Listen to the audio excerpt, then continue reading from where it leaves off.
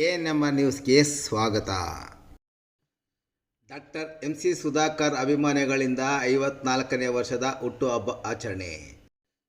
ಚಿಂತಾಮಣಿ ಕ್ಷೇತ್ರದ ಜನಪ್ರಿಯ ಮಾಜಿ ಶಾಸಕರು ಹಾಗೂ ಅಭಿವೃದ್ಧಿ ಅಧಿಕಾರಿಯಾದ ಡಾಕ್ಟರ್ MC ಸುಧಾಕರ್ ಅವರ 54ನೇ ವರ್ಷದ ಹುಟ್ಟುಹಬ್ಬವನ್ನು ಚಿಂತಾಮಣಿ ನಗರದ ಮಾಳಪಲ್ಲಿಯ ನಿವಾಸದಲ್ಲಿ ಅದ್ದೂರಿಯಾಗಿ ಅಭಿಮಾನಿಗಳು ಆಚರಣೆ ಮಾಡಿದರು. ದಲಿತ ಸೇನೆಯ ರಾಜ್ಯ ಪ್ರಧಾನ ಕಾರ್ಯದರ್ಶಿ ಹಾಗೂ ಮಾಜಿ ಶಾಸಕರ ಅಭಿಮಾನಿ ನಗರದ ವಿನೋಬ ಕಾಲೋನಿ ನಿವಾಸಿ ಬೀಡಾ ಶ್ರೀನಿವಾಸ್ ಎನ್ರವರು ಮಾಜಿ ಶಾಸಕರ ಹುಟ್ಟುಹಬ್ಬದ ಅಂಗವಾಗಿ 100 kgಯಷ್ಟು ಬೃಹದಾಕಾರದ ಕೇಕ್ ತಯಾರಿ ಮಾಡಿಸಿದ್ದರು. ಸದರಿ ಕೇಕನ್ನು ಮಾಜಿ ಶಾಸಕರಿಂದಲೇ ಕೇಕ್ ಕತ್ತರಿಸುವ ಮೂಲಕ ಅವರ ಹುಟ್ಟುಹಬ್ಬವನ್ನು ಅದ್ದೂರಿಯಾಗಿ ಆಚರಣೆ ಮಾಡಿದರು. ಇನ್ನು ಈ ಸಂದರ್ಭದಲ್ಲಿ ಬೀಡಾ ಶ್ರೀನಿವಾಸರವರು ಮಾಜಿ ಶಾಸಕರಿಗೆ ಮೈಸೂರು ಪೇಟ ಹಾಕಿ ಅದ್ದೂರಿಯಾಗಿ ಸನ್ಮಾನಿಸಿ ಗೌರವಿಸಿದರು. ಇದೇ ಸಂದರ್ಭದಲ್ಲಿ ಮಾಜಿ ಶಾಸಕರ ಹಲವಾರು ಅಭಿಮಾನಿಗಳು ಕೇಕ್ ತರಿಸಿ ಮಾಜಿ ಶಾಸಕರಿಂದ ಕತ್ತರಿಸಿದರು. ಈ ಸಂದರ್ಭದಲ್ಲಿ ಮಾಜಿ ಶಾಸಕರ ಬೆಂಬಲಿತ ಮುಖಂಡರು ಅಭಿಮಾನಿಗಳು ಹೆಚ್ಚಿನ ಸಂಖ್ಯೆಯಲ್ಲಿ ಭಾಗವಹಿಸಿದ್ದರು.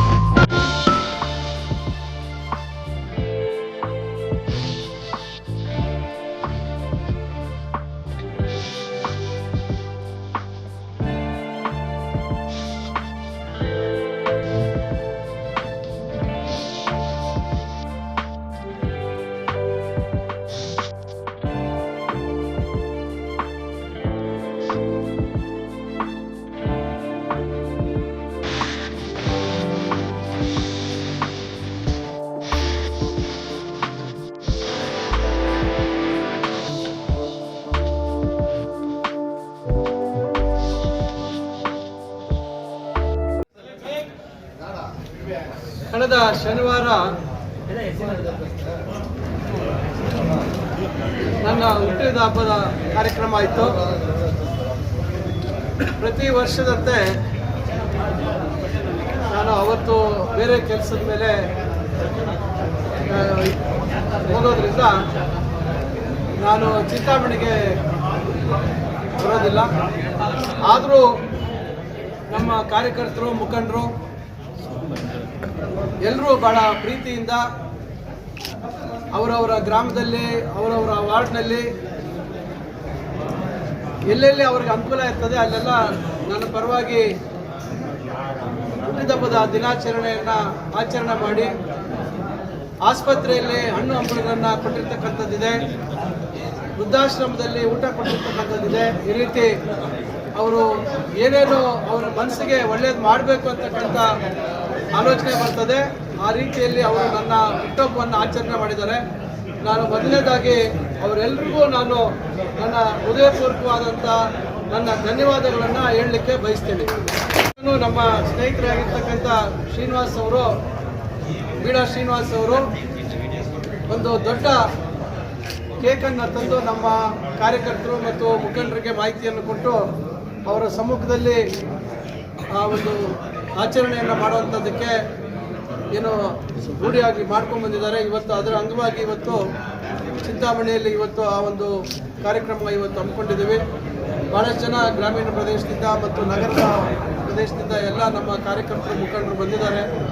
ನಾನು ಮತ್ತೊಮ್ಮೆ ಅವ್ರಿಗೆಲ್ರಿಗೂ ನನ್ನ ಕೃತಜ್ಞತೆಗಳನ್ನು ಸಲ್ಲಿಸೋದ್ರ ಜೊತೆಗೆ ನಾವು ಸದಾ ನಿಮ್ಮ ಪ್ರೀತಿಗೆ ನಾವು ಗುಡಿಯಾಗಿರ್ತೀವಿ. ನೀವು ತೋರಿಸ್ತಾ ಇರ್ತಕ್ಕಂಥ ಅಭಿಮಾನಕ್ಕೆ ಮತ್ತು ನಿಮ್ಮ ಏನು ನಮ್ಮ ಮೇಲೆ ಇಟ್ಟಿರ್ತಕ್ಕಂಥ ವಿಶ್ವಾಸ ಅದನ್ನು ಉಳಿಸ್ಕೊಂಡು ಹೋಗುವಂಥ ಒಂದು ಪ್ರಯತ್ನ ನಾವು ಮಾಡ್ತೀವಿ ಅಂತಕ್ಕಂಥ ಮಾತನ್ನು ಈ ಸಂದರ್ಭದಲ್ಲಿ